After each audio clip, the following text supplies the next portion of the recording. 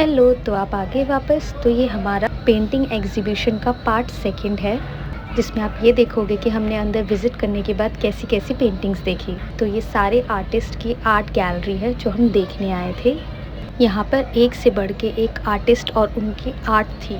कोई spiritual journey दिखा रहा था, तो कोई फिज़िकल फॉर्म्स, कोई सोल कनेक्शन दिखा रहा था। ये डिपेंड करता है आपके व्यूज़ पर कि आप पेंटिंग को किस तरीके से देखते हो, हम या फिर पेंटिंग आपसे क्या कहना ये चाहती है। हमारी फ्रेंड के आर्ट्स हैं।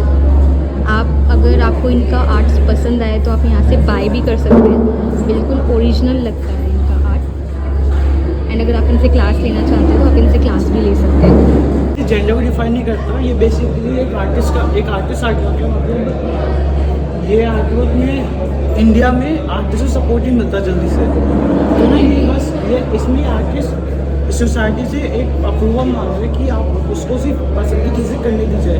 क्योंकि ज़्यादातर क्या होता है, लोग एक बोलते हैं कि तू आर्ट फील्ड में आगे कर क्या जाएगा। तो बेसिकली अप्रूवल मांग रहा है, ये अपनी लिमिट दिखा रहा है कि उससे उसकी पसंद की चीज़ करनी दीजिए।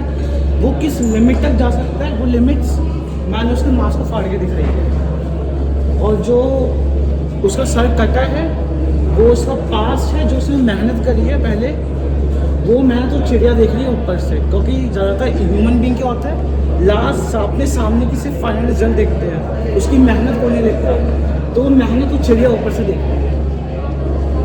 आप कभी भी ऐसी जगह पे विज़िट करते हो तो याद रखिएगा, आपकी थॉट और सामने वाले की थॉट उस पेंटिंग को लेके बहुत डिफरेंट हो सकती है। पेंटर ने क्या सोच के वो पेंटिंग बनाई, क्या सोच के वो कलाकारी की, उनकी सोच और हमारी सोच में ज़मीन आसमान का फ़र्क है। और जैसे कि मैंने कहा था, मैं कहीं पे भी जाती हूँ, मेरे लॉर्ड कृष्णा मेरे साथ हमेशा होते हैं, और ये आर्ट गैलरी में भी थे। और Lord Ganesh ji and Lord Shiv ji वहाँ पे ऑलरेडी थे। उनकी कलाकारी कुछ इस तरीके से थी कि अगर आप ध्यान से देखते हैं तभी ये पिक्चर आपको समझ आती है। एंड उसके बाद चले गए हम कुछ मधुबनी पेंटिंग्स देखने के लिए, जो कि लेस एंड मिरर्स का यूज़ है।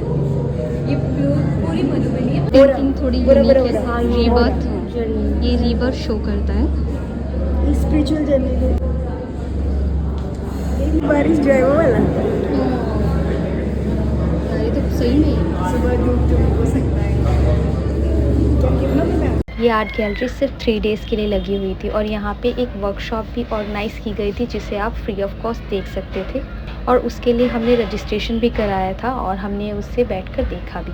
कुछ पेंटिंग्स, कुछ आर्ट इतनी रियलिस्टिक लग रही थी कि जैसे लग रहा था वो अभी पेंटिंग से बाहर आके बात करने लग जाएंगी। और कुछ पेंटिंग इतनी पुरानी थी फिर भी उसे एक नए तरीके से दिखाया गया था। और कुछ पेंटिंग्स में ऐसे इश्यूज़ भी दिखाए गए थे जो आजकल काफ़ी चल रहे थे, स्पेस को लेकर या फिर एक ह्यूमन नेचर को लेकर कि ह्यूमन अपने आप को कैसे बर्बाद कर रहा है। मुझे इस पूरी पेंटिंग एग्जीबिशन में एक पेंटिंग थी जो सबसे ज़्यादा मुझे पसंद आई थी, जो कि थी सोल जर्नी की। हमारी सोल कहाँ से आती है और कहाँ जाती है, हम रीबर्थ क्यों लेते हैं, हमारे कर्मास क्या हैं, इन सब के बारे में बताया गया था। वो भी सिर्फ एक पेंटिंग के थ्रू। समझने वाले काफ़ी कुछ समझ गए और ना समझने वाले कुछ नहीं समझ पाए। फिर हम पेंटिंग वर्कशॉप की एक छोटी सी क्लास ली जो कि 1.5 घंटे तक चली, और हमने थोड़ा सा टाइम यहाँ पे स्पेंड किया। एंड उसके बाद हम वहाँ से बाहर निकल गए क्योंकि बहुत टाइम हो चुका था, हमें काफ़ी लगी थी भूख। तो हम यहाँ से निकल जाते हैं और पीते हैं मेरा फेवरेट शिकंजी। तो आज का व्लॉग हम यहाँ पे ख़त्म करते हैं। मिलते हैं नेक्स्ट व्लॉग में। Bye bye.